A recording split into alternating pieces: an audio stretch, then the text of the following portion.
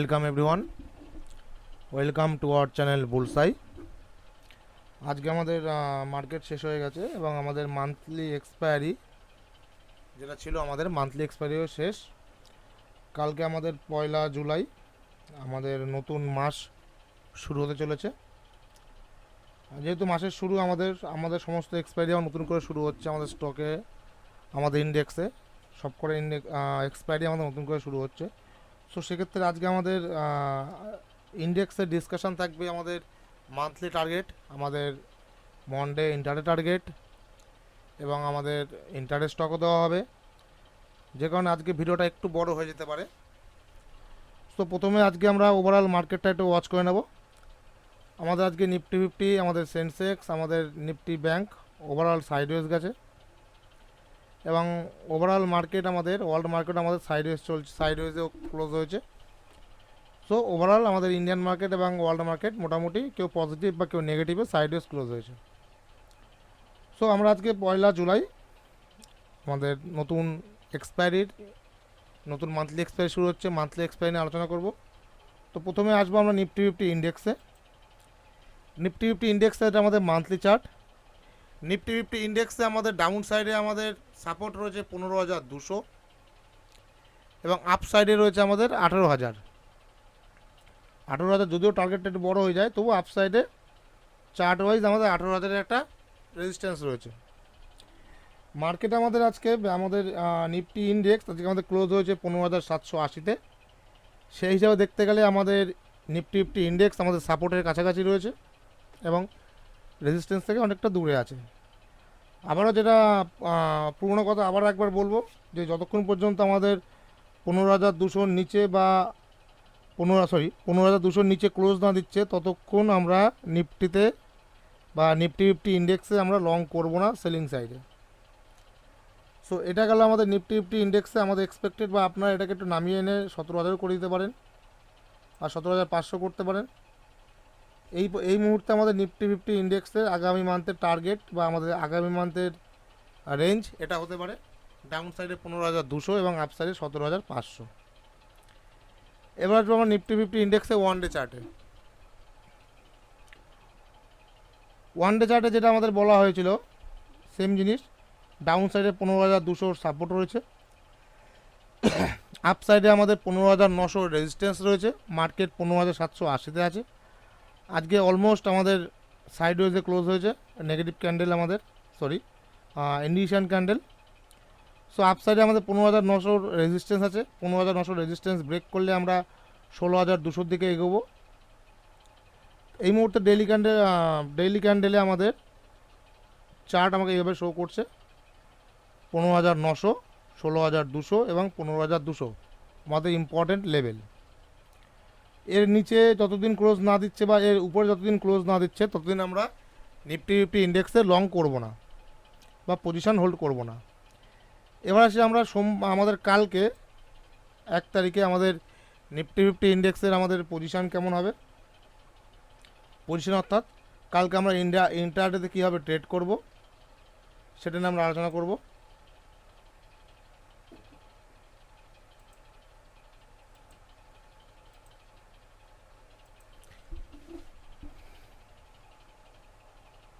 Just আ second.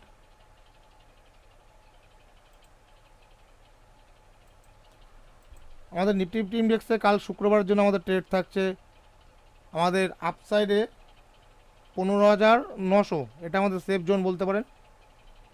15,900 level যদি Nifty 50 আমাদের break করে দেয় এবং তার উপর সাস্টেইন করে এবং সেখান থেকে ফার্দার মুভ দেয়, সেক্ষেত্রে আমরা নিফটি 50 ইন্ডেক্সে আমরা বাই করব বা আপসাইডে সি সাইডে এন্ট্রি নেব। প্রথম টার্গেট থাকবে আমাদের 15,950, সেকেন্ড টার্গেট থাকবে আমাদের 16,000 এবং 16,000 ব্রেক করে যদি ফার্দার আপ মুভ দেয় নিফটি, সেক্ষেত্রে আমাদের বড় টার্গেট অ্যাচিভ হতে পারে। ঠিক আছে। এবার ডাউন সাইডে আমাদের নিফটি 50 সাপোর্ট আছে আপনাদের 15,700।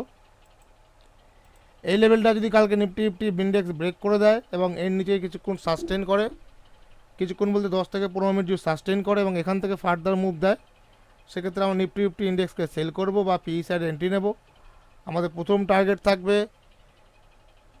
15,650, সেকেন্ড টার্গেট থাকবে আমাদের 15,600 এবং ফার্দার টার্গেট থাকবে 15,500।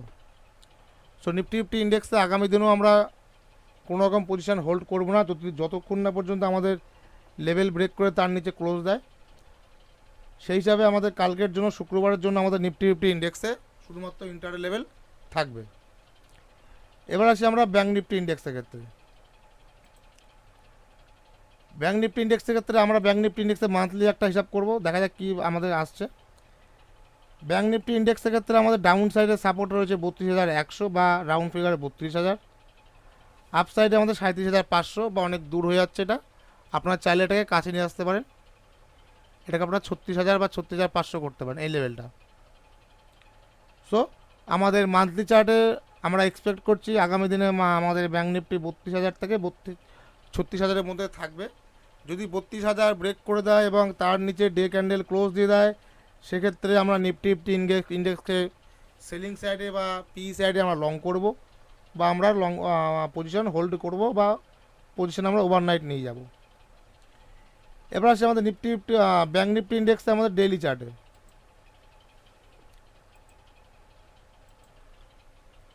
এটা আমাদের ডেইলি চার্টও সেম জিনিস শো করছে আমাদের 32,200, সেটাকে আমরা মান্থলিতে দেখেছিলাম 32,000। আচ্ছা, আমাদের আপসাইডে ব্যাঙ্ক নিফটি ইন্ডেক্সের রেজিস্ট্যান্স রয়েছে আমাদের এই লেভেলটা 34,400। যতক্ষণ পর্যন্ত 34,400-এর উপরে ব্যাঙ্ক নিফটি আমাদের ডেইলি ক্যান্ডেল ক্লোজ না দিচ্ছে অথবা 32,000-এর নিচে ক্লোজ না দিচ্ছে, ততক্ষণ পর্যন্ত আমরা ব্যাঙ্ক নিফটিতে কোনো পজিশন লং করব না। এবার আছে কালকের জন্য আমাদের ইন্টারডে সেটআপ কী থাকবে ব্যাঙ্ক নিফটিতে। কালকে আমরা ব্যাঙ্ক নিফটি ইন্ডেক্সে আপসাইডে আমরা এই লেভেলটা দেখব 33,500 বা 520 বা 500, এই লেভেলটা আমরা দেখব। অর্থাৎ আমরা এটাকে একটু যদি সেভ করতে চাই, আমরা 550 ধরে নিই। আমাদের ব্যাঙ্ক নিফটি ইন্ডেক্স যদি কালকে আমাদের 550-এর উপরে ব্রেক করে দেয় এবং তারপরে সাস্টেন করে এবং সেখান থেকে ফার্দার মুভ দেয়, সেক্ষেত্রে আমরা ব্যাঙ্ক নিফটি ইন্ডেক্সে এন্ট্রি নেব। প্রথম টার্গেট থাকবে আমাদের 600, সেকেন্ড টার্গেট 700 এবং থার্ড টার্গেট 800। যতটা পারবেন প্রফিট বুক করে নেবেন বা অর্ধেকটা আপনারা এক্সিট করে নেবেন, বাকিটা আপনারা স্টপ লস টেল করে এগোতে থাকবেন। এবার আমাদের ডাউন সাইডে আমাদের লেভেল আছে, এখানে আমাদের 300 লেভেল আছে।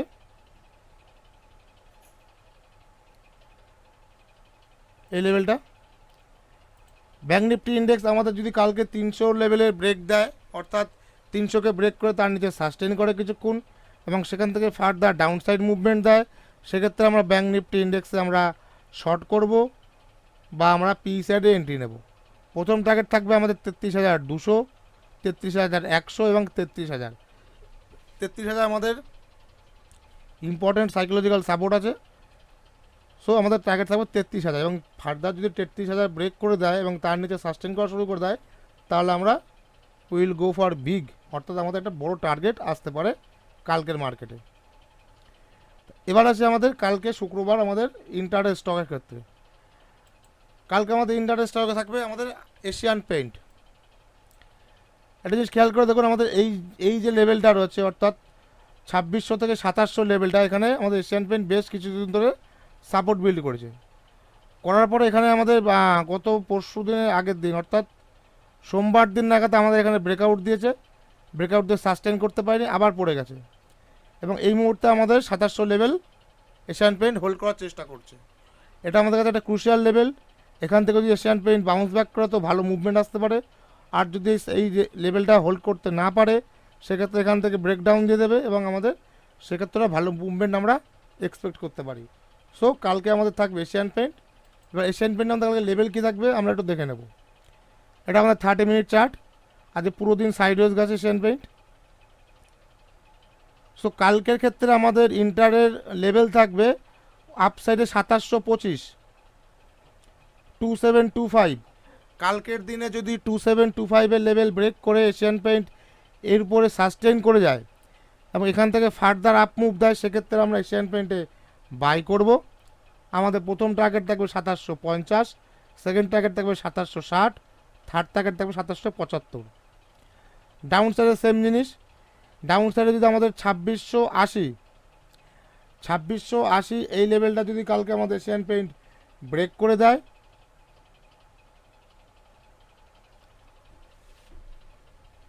এক মিনিট জাস্ট আ সেকেন্ড, সো এটা 2580। ডাউন সাইডে যদি আমাদের 2580 লেভেলের আমাদের এশিয়ান পেইন্ট ব্রেক করে দেয়, সেক্ষেত্রে আমাদের প্রথম টার্গেট থাকবে 2560, সেকেন্ড টার্গেট থাকবে আমাদের 2550। সো এইগুলো আমাদের এশিয়ান পেইন্টের লেভেল আমাদের কালকে ইন্টারডে স্টকের জন্য। আপনারা লেভেলগুলো কালকে মার্কেটের ক্ষেত্রে যখন আপনারা ট্রেড নেবেন আপনারা ফলো করতে পারেন। বাকিটা ট্রেডিং আপনাদের অ্যানালিসিসের উপরে নির্ভর করবে। ভিডিওটি সম্পূর্ণ এডুকেশনাল পারপাস। কোনো মার্কেটে কোনো রকম ট্রেড নেওয়ার আগে আপনি আপনার ফিনান্সিয়াল অ্যাডভাইজারের সাথে কন্ট্যাক্ট করে নেবেন। সবাইকে ধন্যবাদ, থ্যাংক ইউ।